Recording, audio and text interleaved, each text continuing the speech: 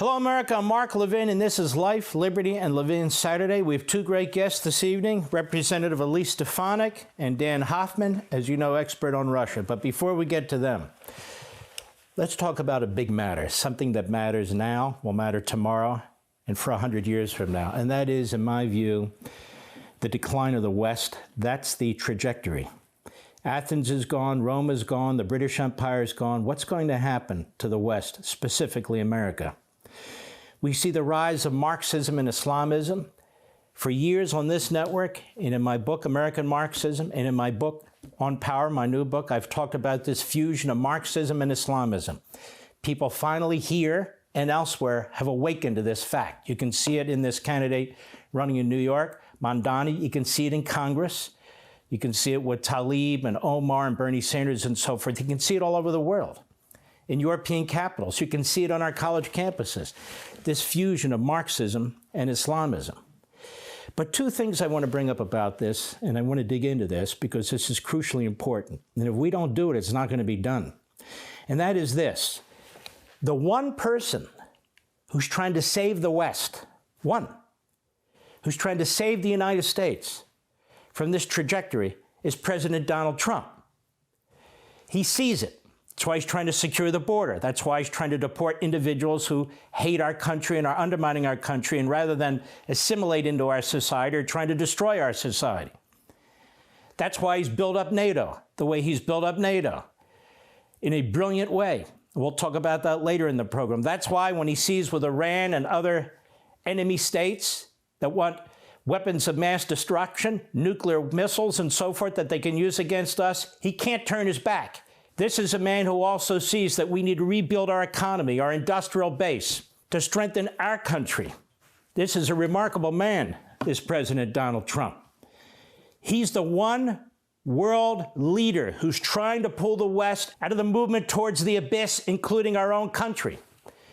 But on top of this fusion that I've been writing about and talking about, now people have finally recognized, which is this fusion of Marxism and Islamism, there's one other element I've been thinking about here, and that is the old Confederacy and nullification. That's what you're seeing in the war against ICE. That's what you're seeing in Los Angeles with the mayor, in California with the governor. That's what you're seeing throughout the Democrat Party. And the Democrat Party is the house in which Marxism, Islamism, and nullification reside. They have abandoned Americanism. They can talk about the Constitution all they want. They've abandoned the Constitution. They've abandoned the idea of Republican, small r Republican government, representative government. They want centralized, all-powerful government. They want one-party rule.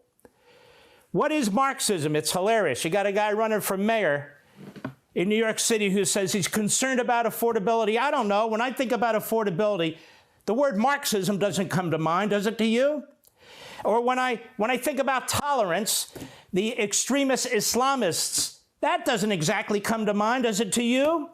No. And when I think about unity, a United States of America, I don't think about nullification in the old Confederacy. Do you? Now, Mark, what are you talking about? Sanctuary cities and sanctuary states are efforts to nullify constitutional authority in the federal government when it comes to immigration, that is the naturalization of citizens. It is the effort to defy federal immigration law that's been there for a long time.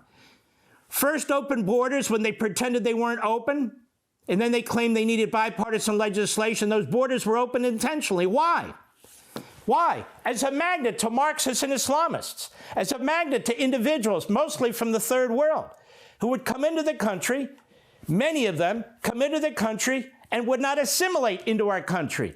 Why? Because the Democrat Party's about one thing and one thing only, power. They are power hungry, whether it's Marxism or Islamism or the Confederacy, which I will emphasize again in a moment.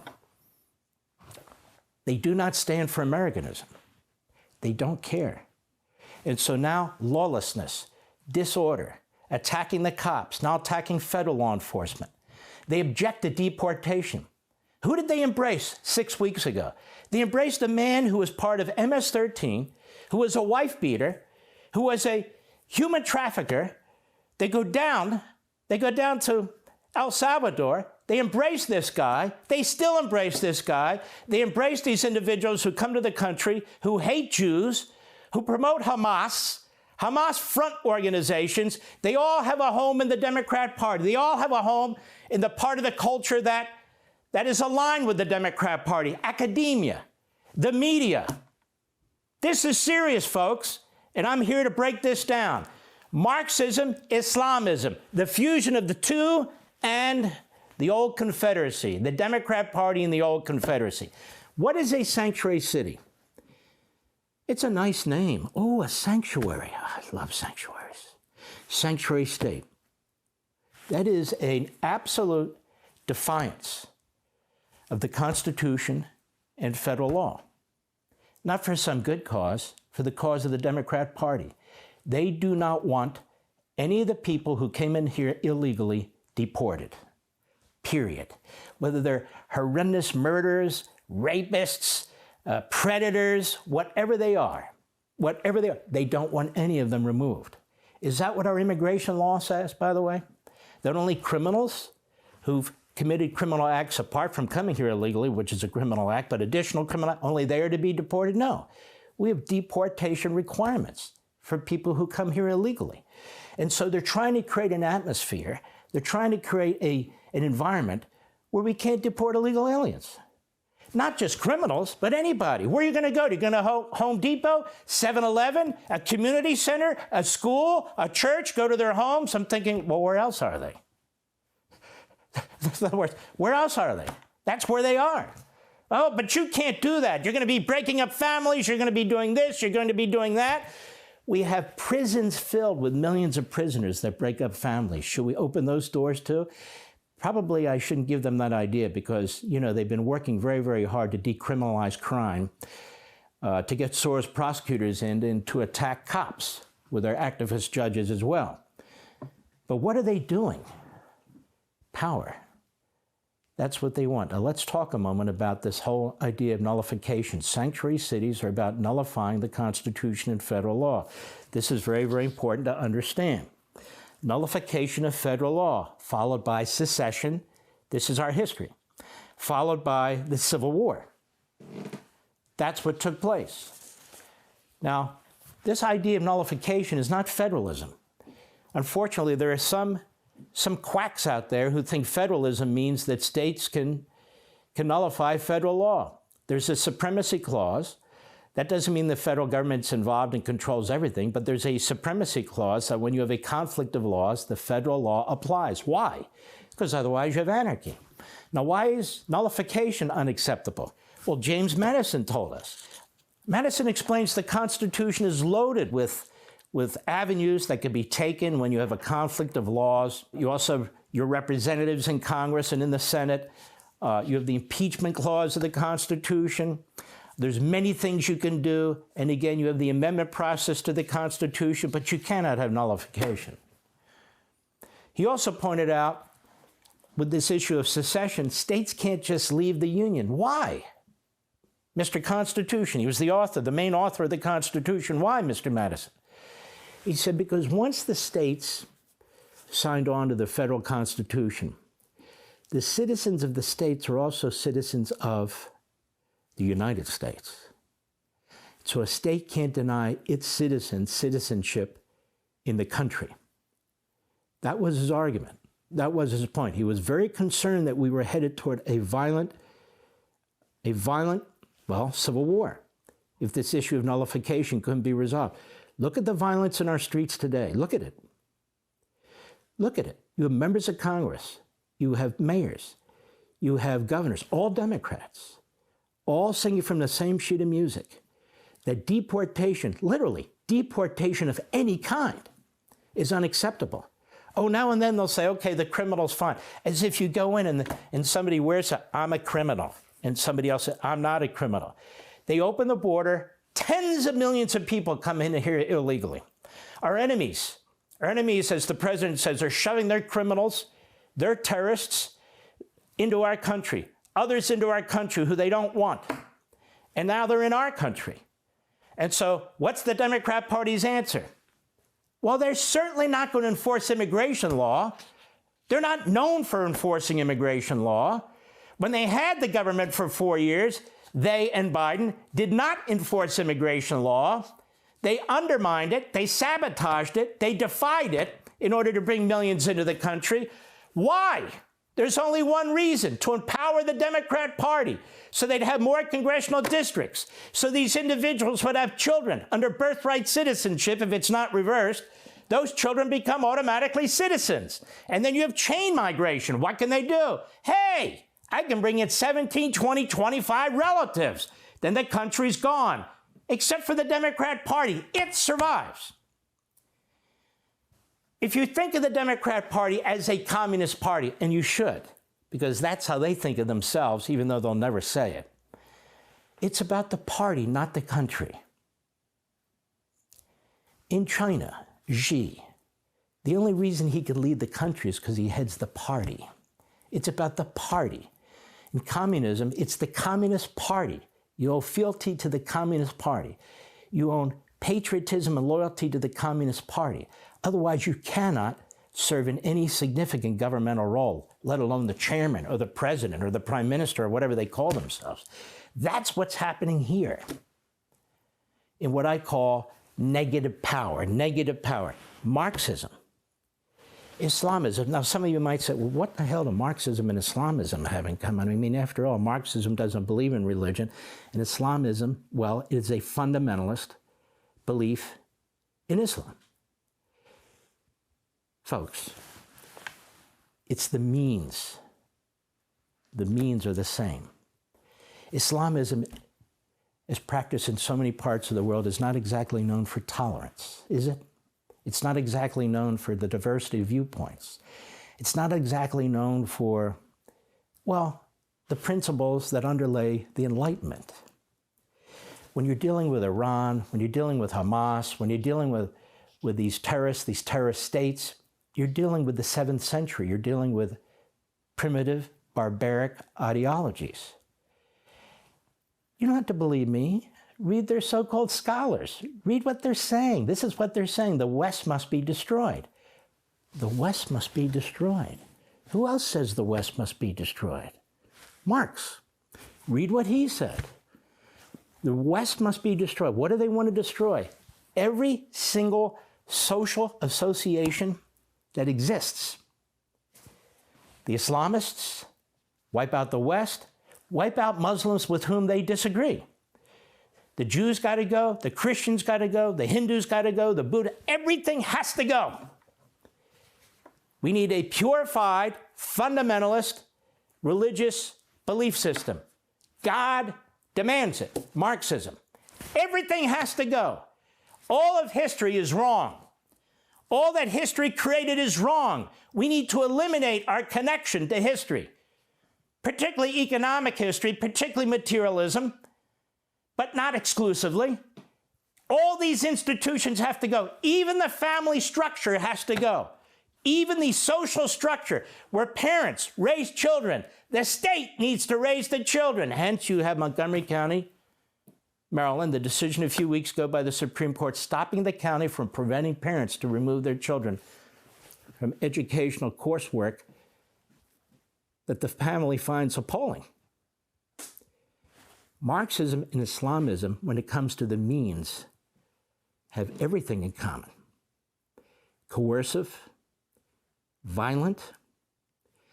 There must be no freedom of thought, no free will, no notion of private property rights, none, zero. Now, they'll sort it out at the end, assuming they overthrow us in the West. They'll sort it out. Somebody will live and somebody will survive. Either the Marxists will live or they'll die, or the Islamists will live or die. But God forbid we ever get to that point. My point about the Democrat Party is this. Not only do they embrace that, but they embrace the old Confederacy. Of course, the issues have changed. We're not talking about slavery, but we are talking about the destruction of the civil society. We are talking about a complete lack of assimilation. And when you have people coming into this country, or people taught in our country to hate the country, to hate our founding, to hate our history, that we are a racist nation, that our Constitution is a white nationalist document, and on and on and on, then you have a clean slate. A clean slate for what? The Enlightenment is dead. The great men of the Enlightenment that gave us the ideas for the Constitution, Locke, Montesquieu, so many others, they're dead. Aristotle, dead. Cicero, dead. They're all dead. And the whole notion of the Declaration of Independence, that you get your sovereignty from God. He's the sovereign. You're his children. Read your declaration.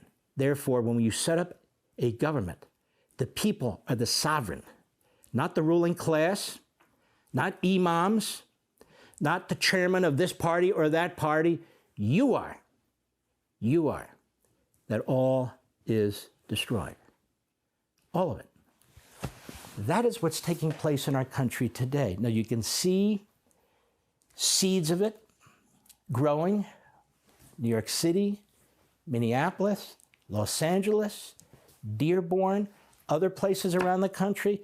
You can see it at our top Ivy League schools that have been conquered by these ideologies, funded in many respects by foreign governments, but also dark money billionaires in our own country like Soros and others, people who hate America, people who want to fundamentally transform America, and they have devoured these institutions. They have devoured the Democrat Party, and this is why you see their objection to enforcing our immigration laws. That's the population of the future. That's the citizenry of the future. Why? Because American citizens despise Marxism, Islamism, and the old Confederacy. And these are all autocratic, totalitarian ways to seize power. Power. The Democrats never talk about individual liberty, do they? They never talk about property rights, do they? They never talk about merit and success, do they? They never talk about law and order, do they? They never talk about the Constitution in a way the Constitution should be talked about, do they? They use very violent language. They make references to fascists of the past, genocidal maniacs of the past. They try to distract. They project onto others who they are and what they believe. They have effectively a Pravda, if you will, or Al Jazeera type American media filled with their own likes, their ilk, who spew this stuff for them. That's what's going on in the country today, America. This is why, when you look at Donald Trump, look at what he's done in 6 months, that it is so important that he succeeds, so we succeed. This is a one-time opportunity for a nation to save itself. And he's doing so many of the things that need to be done to save the nation. Fundamental things. And Europe may not understand it, but he's doing things to help save Western society in Europe as well.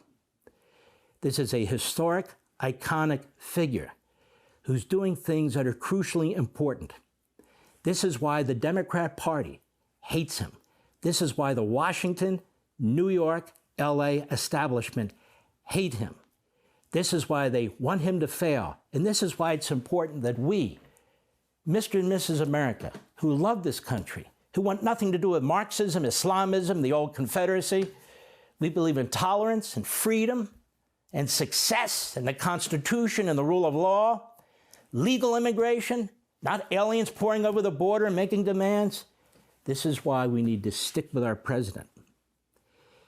While there's others out there, reprobates, Lilliputians, who are trying to bring him down, his enemies and some of his hitherto friends. Hey, Sean Hannity here. Hey, click here to subscribe to Fox News YouTube page and catch our hottest interviews and most compelling analysis. You will not get it anywhere else.